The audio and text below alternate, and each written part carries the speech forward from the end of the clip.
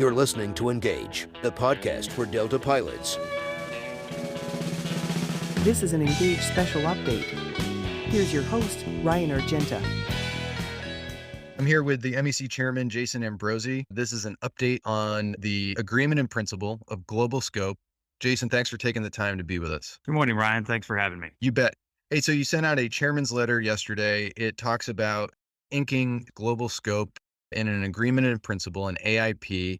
What exactly is an AIP? Well, as you said, Ryan, it's an agreement in principle. During the negotiation process, we passed what are called term sheets back and forth, and the term sheet encapsulates the specific agreements. Then we have to craft language, the actual specific contract language.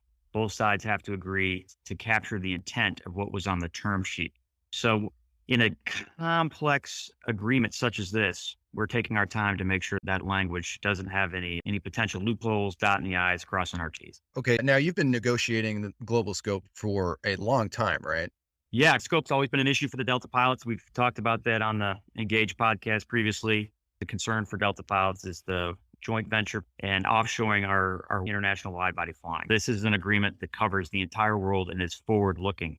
We took it upon ourselves. The MEC actually challenged Ed Bastian at an MEC meeting in March of last year to say, hey, while we're on pause for Section 6, engage with us on fixing Global Scope for the Delta pilots. And he agreed, said yes. And it's been a long process.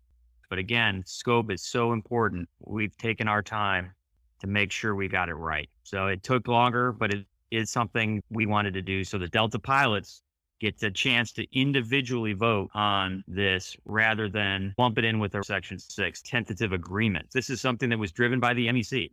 This is driven by our side. It was something the MEC, the elected union representatives, wanted to do outside of Section 6. Okay, so backing up just a hair. So I want to draw attention to two things. One, the MEC chairman's letter dated May 16th. Everybody should read that. It's a great overview. It's the Cliff's Notes. You've touched on it here, but read the chairman's letter. And second, we have a podcast episode dedicated specifically to scope. It's called Scope is Dope because it is. Listen to it. It goes into why scope is Section 1, why it's important. And if we don't have a scope agreement, we don't have airplanes for Delta pilots to fly. So this is huge, right? This is a potential huge win for the Delta pilots. And like you said, this is an agreement in principle. This is a framework. This is like, Jason, you and I are sitting down having beers and we agree to some conceptual idea. And now our attorneys are drafting the written contractual language that mirrors what we agreed to around that table, right? Yeah. And just to circle back, the reason we decided to engage on this outside of Section 6 was because COVID and the drawdown allowed us to get a reset on our international flying. So we seized that opportunity. The MEC saw an opportunity to capture international flying for the Delta pilots, and we jumped on it. The AIP is a little more than just something we agreed to over a couple of beers. It's pretty detailed. The term sheets are very detailed, but the nuance of the language needs a much greater level of detail. And our people have been working on it throughout the process. It's just the case of making sure that it's right, because we all know if there's a loophole, the company will try to exploit it. So we want to make sure that those loopholes aren't there, and we have done the best job of protecting the Delta pilots that we possibly can. So you have counsel, you have attorneys who are reviewing this to make sure that it's airtight. Yes. Okay. And a lot of feedback, a lot of questions. When are we going to get more information? And from my perspective, it's okay, let's step back. Let's let the MEC breathe. Let's let the teams finish their work. They're going to draft that language. And once agreed upon language is reached, then they present the TA to the MEC. Those are the elected representatives, and they have a 7-day period to review the tentative agreement, the TA, and they decide whether this is a good fit for the Delta pilots or not, voting yes or no, right? If a majority votes in favor of it, then it'll be presented to the pilot group for membership ratification. That is an individual vote, yes or no, for Global Scope.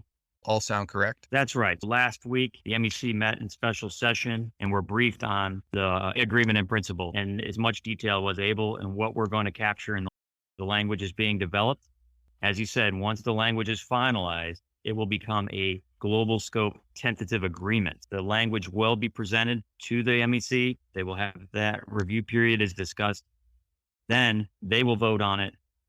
If they give it a thumbs up, it'll go out to the pilots for ratification. What's one potential big win for the pilots here? What's a big win in your opinion? Honestly, Ryan, this is something that's unprecedented that the Delta pilots have wanted for a long time. 1-for-1 growth. That's the number one. If Air France KLM adds a flight and it's measured in block hours, we have to add the equivalent amount of block hours on wide body jets. Not narrow bodies across the Atlantic don't count. 757s, 321 neos, that time does not count. It is wide body flights. So that's the number one. We've now captured in contractual language, ensuring our fair share.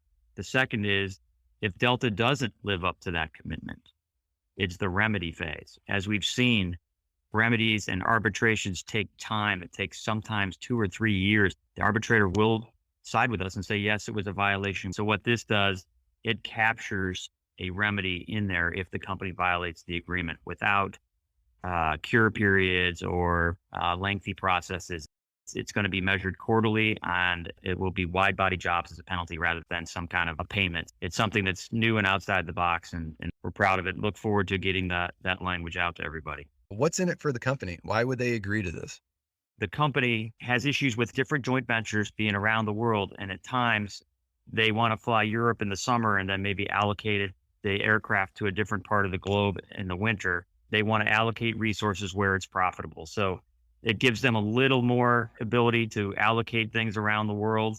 And then what we picked up is guaranteeing that 1-for-1 growth and limited it to wide body aircraft. So that was an important pick for us, as well as the block hour piece. So their upside is being able to allocate resources internationally, also making scope easier to understand for everybody.